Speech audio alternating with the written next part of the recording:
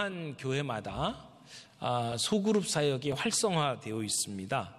소그룹이 중요하다라고 강조들을 합니다. 그 이유는 이 소그룹에서 성도들의 삶에 치유가 일어나고 변화가 일어나는 아주 강력한 장소이기 때문에 그렇습니다.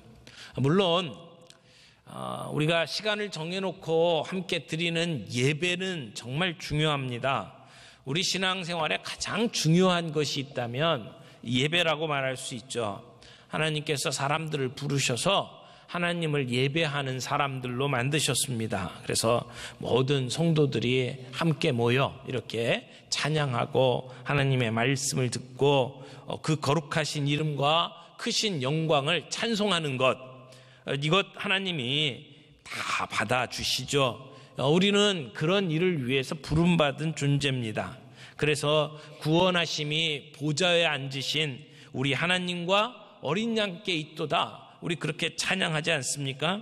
우리가 이 땅에서 뿐만이 아니라 하나님 나라에 가서도 영원토록 할 일, 그것이 예배입니다.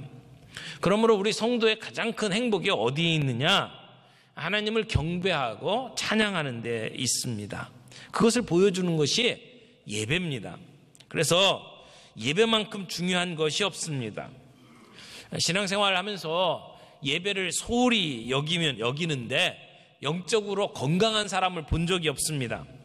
예배 시간에 늘 지각하고 예배 시간에 졸고 있고 앉아서 핸드폰 만지작거리면서 집중을 하지 못하고 그러는데 구원에 감격 있고 신앙의 그 첫사랑을 계속해서 유지하고 있다, 이런 사람 본 적이 없어요.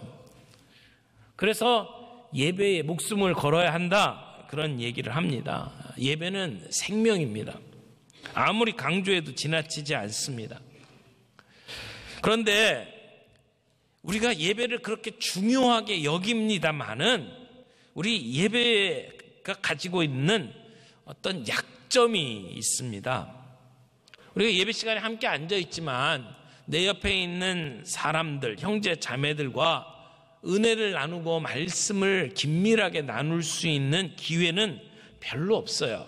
이 예배는 우리 공동체가 하나님과의 관계를 맺는 데 있어서는 굉장한 그러한 은혜가 있고 능력이 있는 것이 분명한데, 그런데 우리 옆에 있는 형제 자매들과 함께 마음을 나누고 사랑을 나누고 내가 깨달은 그 말씀의 은혜를 함께 나누는 이 일에는 굉장한 한계가 있다라고 하는 것이죠. 여러분, 은혜라고 하는 것은 내가 다른 사람하고 나눌 때 능력이 됩니다. 이 나눔이 없는 예배는 고독할 수 있습니다. 그래서 이런 문제를 해결해 주는 것이 소그룹이다, 이렇게 이야기를 합니다. 서로가 성령님을 통해서 깨달은 은혜를 주고받는, 그래서 말씀을 가지고 서로의 삶에 영향을 끼치는 그러한 것이 소그룹이라고 말을 합니다. 소그룹 안에 있게 되면 나와 비슷한 처지에 있는 형제 자매들을 만나게 됩니다. 그들과 함께 삶을 나누다 보면 우리가 같은 배를 탔구나 라고 하는 느낌을 받게 되죠. 내가 가정에서 겪고 있는 문제, 내가 직장에서 당하는 문제, 이런 문제들을 내 마음속 깊숙이 혼자 끙끙거리다가 소그룹에서 함께 내어놓으면 그것이 나만의 문제만 아니었다는 것을 알게 됩니다. 나와 똑같은 문제들을 다른 사람들도 가지고 있구나, 다들 비슷비슷한 문제들을 가슴속에 안고 있구나 라고 하는 것을 바라보게 되죠. 그래서 나만 힘들고 나만 어렵다고 생각하고 내가 외롭고 고독하다고 생각했는데, 그런 소그룹을 통해서 우리는 나와 같은 사람들이 많이 있다는 사실을 깨닫게 되고, 또 말씀을 통해서 새 힘을 얻게 되고, 그리고 그런 문제들을 우리의 가슴 속에 끌어안고 살아가고 있지만, 우리들이 무거운 짐을 지고 가는 건 분명하지만 다시 일어설 수 있는 용기를 얻게 됩니다. 이런 사람들이 함께 모여서 받은 은혜들을 나누다 보면 나 혼자만 겪고 있다라고 생각하는 그 고독의 문제가 잘못되었다는 것을 깨닫게 되죠. 또 이 강단에서 전해지는 하나님의 말씀은 대개 저와 같은 목사들이 말씀을 전하지 않습니까? 그런데 목사가 말씀을 전하면 많은 분들은 그런 생각들을 해요. 저 목사님은 세상 직장 생활도 안 하고 뭐 이렇게 교회 안에서만 사니까 세상을 잘 몰라. 그래서 하시는 말씀이야 라고 생각을 하는 경향들이 있습니다. 그래서 나같이 세상 속에 들어가서 직장 생활을 하는 사람들은 저 말씀대로 살 수가 없어, 이런 생각들을 하면서 합리화를 하죠. 그런데 이 소그룹에 들어가게 되면 우리에게 말씀을 함께 나누는 사람들이 우리와 똑같은 성도들이잖아요. 직장을 다니고 똑같은 어려움을 겪고 있는 형제 자매들이 함께 그 말씀을 나누게 되면 이것이 똑같은 직장 생활을 하고 똑같은 삶의 어려움을 겪고 있는 사람들에게도 해당되는 이야기고 이 말씀대로 순종하는 것이 가능하구나 라고 하는 사실들을 경험하게 됩니다. 그래서 우리의 빈 공간들이 채워지는 경험을 할 수가 있게 됩니다. 그래서 말씀을 함께 나누다 보면 우리의 마음이 뜨거워지는 경험을 하게 되고 눈물을 흘리게 되기도 합니다. 나와 같은 형제 자매들의 이야기, 간증을 들으면서 도전을 받을 때가 있고 그들의 입술을 통해서 나오는 이야기를 통해서 하나님의 음성을 들을 때가 있죠. 여러분, 제가 공부한 그 전공이 교육학입니다. 그런데 교육학에서 사람을 변화시키는 데 있어서 중요한 요인이 뭐냐? 이런 부분들을 가지고 많이 연구를 하는데요. 그 중에 가장 대표적으로 사람을 변화시키는 요인 두 가지를 이렇게 이야기를 하는데 그 중에 하나가 오랫동안 기억에 남도록 만드는 감동적인 교육이 중요하다, 이런 이야기를 하고, 또 하나는 내가 깨닫고 받은 은혜를 가슴속에 그냥 간직하는 것이 아니라 사람들에게 드러내 표현할 때에 이 표현적 교육이 이루어지면 사람들이 변화가 빨리 일어난다, 이런 이야기들을 합니다. 여러분, 사람이 변화되려면 들었던 것이 내 마음속에 자리를 잡아야 되잖아요. 그것이 기억돼야 되잖아요. 그것이 내 마음속에 감동이 일어나야 됩니다. 감동 있게 다가온 정보는요, 오래 기억에 남습니다. 누군가가 이야기하면 그냥 듣고 스쳐 지나가게 되는 경우가 참 많아요. 여러분, 지금 예배 시간에 거의 30분 좀 넘게 설교를 듣습니다마는 여러분이 이 설교를 듣고 저 문을 열고 나가면 그 설교 들었던 것 가운데 얼마나 기억하고 가실 거라고 생각합니까? 굉장히 많은 이야기를 들었는데요, 문을 열고 나갈 때 오늘 무슨 얘기를 들었습니까? 라고 물어보면 기억하는 분들이 많지 않습니다. 그리고는 그 다음 주에 일주일 동안 열심히 살다가 저 문을 열고 들어올 때 제가 이렇게 물어본다고 생각을 해보세요. 지난주에 무슨 말씀을 들었는지 기억하십니까? 그러면 지난주에 무슨 본문으로 어떤 얘기를 했는지 기억하는 분 많지 않습니다. 그러니까 다른 말로 이야기하면 기억을 못하는 것이고요, 다른 말로 이야기하면 그렇게 큰 감동이 없었다, 그렇게 말할 수도 있을 거예요. 그런데 여러분, 시간이 오래 지났는데도 감동받은 건 여러분의 마음속에 남아있잖아요. 어렸을 때 봤던 연속극 중에 기억나는 건 있죠. 아주 오래됐는데 저 그 흑백 TV로 볼 때에 봤던 연속극 아직도 기억하고 있습니다. 여로. 그 태연실 씨하고 장욱재 씨 이렇게 나와가지고 구멍 뻥 뚫린 머리 가지고 섹시하고 뛰어가는 모습이 아직도 선명하거든요. 굉장히 제가 은혜를 많이 받았던 것 같아요. 그런가 하면 그 모래시계라고 하는 드라마도 여러분 많이 기억하시죠? 그때 우리 한국교회 많은 권사님들이 새벽 기도에 나가서 그 주인공 살려달라고 기도했다고 그러더라고요. 얼마나 간절했으면 그런 기도를 했겠습니까? 여러분, 감동받은 것은요, 오랫동안 기억을 합니다. 우리 사람이 변화가 되려면 기억을 해야 되거든요. 그런데 소그룹에서는 이 소그룹이 좋은 게 뭐냐면 누군가가 그냥 설교를 하는 게 아니고 질문을 던집니다. 그래서 생각을 하고 대답을 하죠.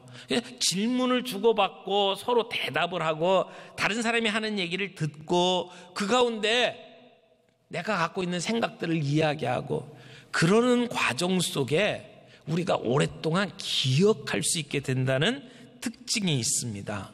그래서 소그룹에서는요, 설교하라고 하지 않습니다. 여러분, 우리가 이렇게 누군가가 나한테 막 잔소리하고 막 듣기 싫은데 계속 이야기하면 저 사람 뭐 한다고 그럽니까? 설교한다고 그러잖아요. 그러니까 그만큼 설교가 지겨운 거거든요. 근데 소그룹에 갔는데도 또 똑같이 설교하고 있다. 그러면 그 소그룹 참 안 좋은 소그룹입니다.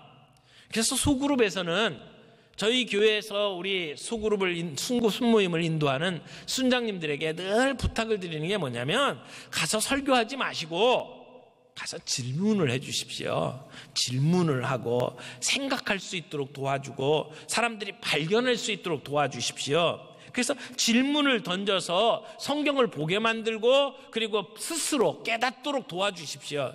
여러분, 그런 과정은요, 오랫동안 기억에 남도록 만드는 특성이 있습니다. 남들에게 들었던 말보다는 내가 확인한 말씀, 내가 고민하면서 찾은 그러한 해결책이 오랫동안 가슴에 남거든요. 그것이 사람들에게 삶의 변화를 일으킬 가능성이 굉장히 높다라는 것입니다.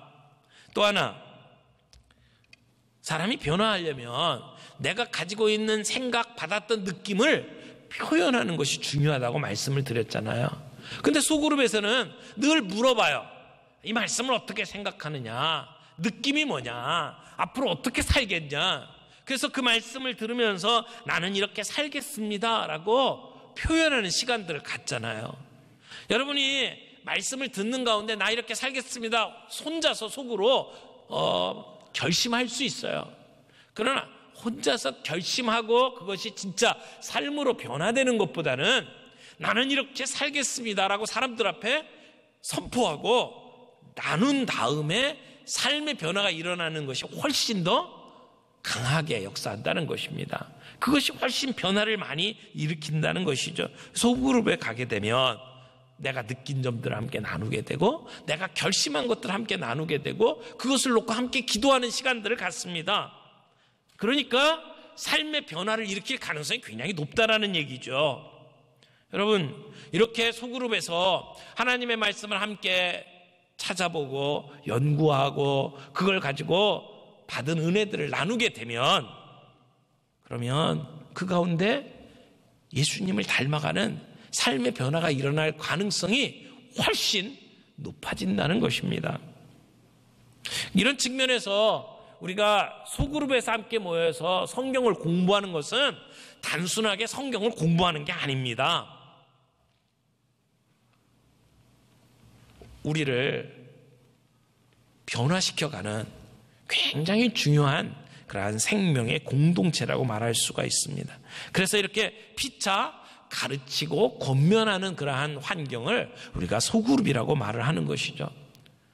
여러분은 여러분의 마음속에 있는 고민, 아픈 경험들 이런 것들을 함께 나눌 수 있는 사람들이 있습니까? 진지하게 내 삶의 문제를 내어놓고 마음을 나눌 수 있는 사람들이 있습니까? 아무나 붙잡고 내 속을 이야기하지는 않습니다. 내 속을 터놓고 이야기할 수 있는 사람들이 있냐는 것입니다. 그런 자리에서 우리의 삶의 문제들을 내어놓으면 속 시원하게 말을 하게 되면 우리의 상처들이 우리의 고통들이 녹아집니다. 그리고 그 문제들을 성경으로 해석하고 해결할 수가 있게 됩니다. 그때 치유와 회복이 일어나는 것을 보게 됩니다.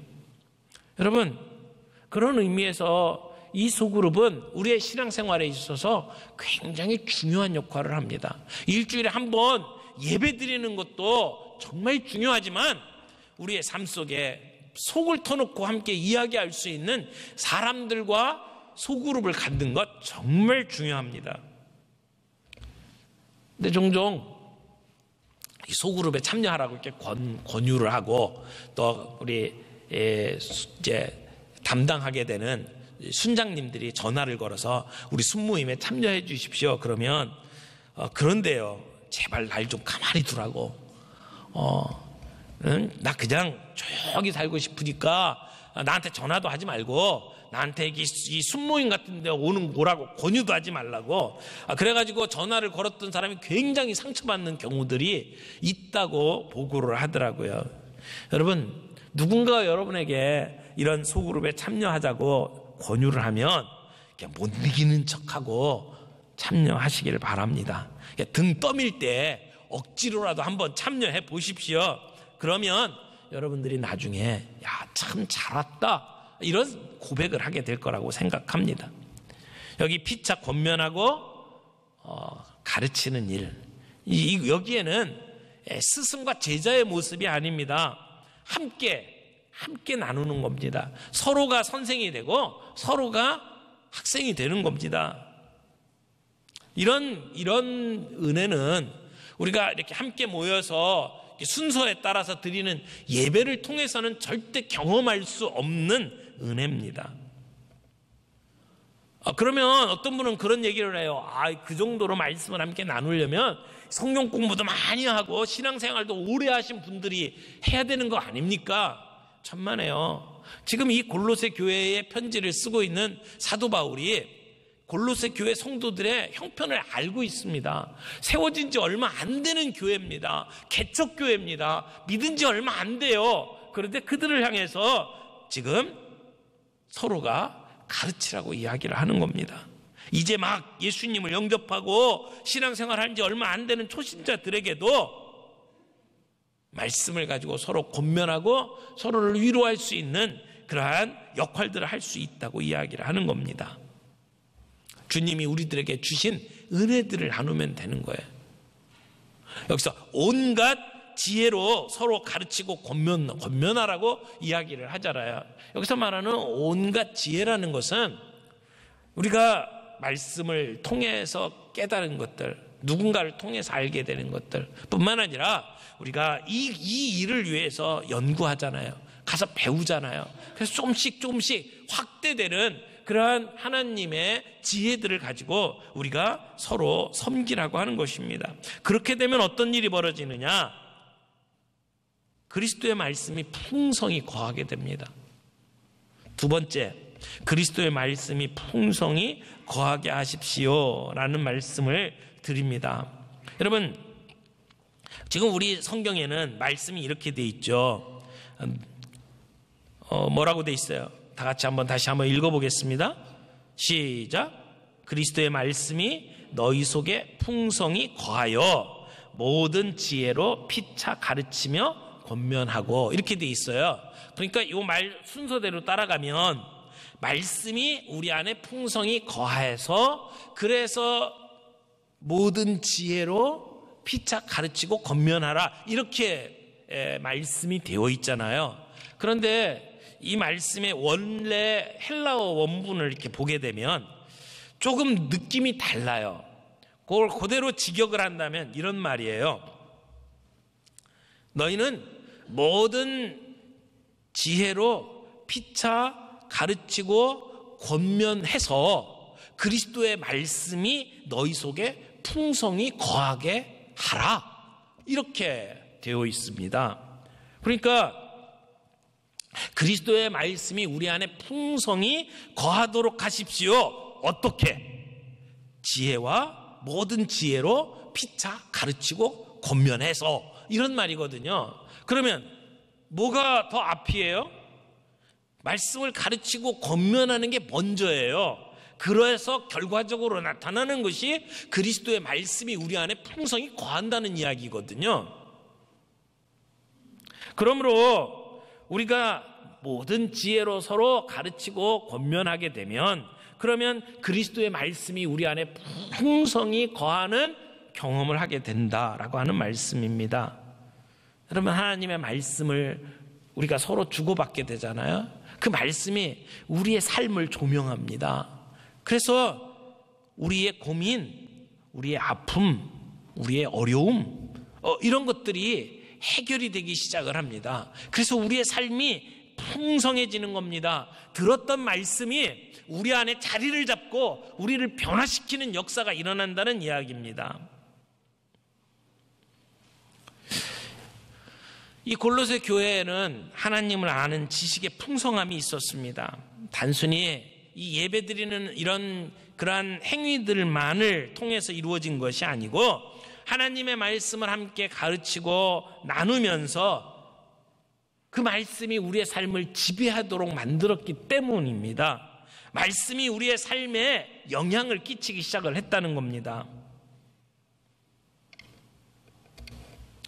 우리가 신앙생활 하면서 이렇게 주일에 한 번 함께 나와서 예배드리는 것으로 위로와 위안을 삼는 분들이 좀 있죠. 그것으로 신앙인의 의무를 다했다라고 생각하는 분들이 종종 있습니다. 하지만 네가 믿고 있는 신앙이 뭐냐라고 물어보면 대답하지 못합니다. 여러분, 우리가 하나님의 말씀에 대한 분명한 지식이 있어야 합니다. 그래서 일주일에 한 번 예배를 드리고 말씀 듣는 것만으로는 지금 같은 이 시대에 우리의 그리스도인의 정체성을 유지하기가 쉽지 않습니다. 여러분, 적어도 예배 드리는 시간, 그리고 순모임에 가서 함께 말씀을 가지고 서로의 삶을 비추어 보고 함께 은혜 받는 시간, 그런 시간들이 있을 때에 말씀이 내 안에 자리를 잡고 엄청난 일들을 일으키는 것을 경험할 수 있게 된다는 겁니다.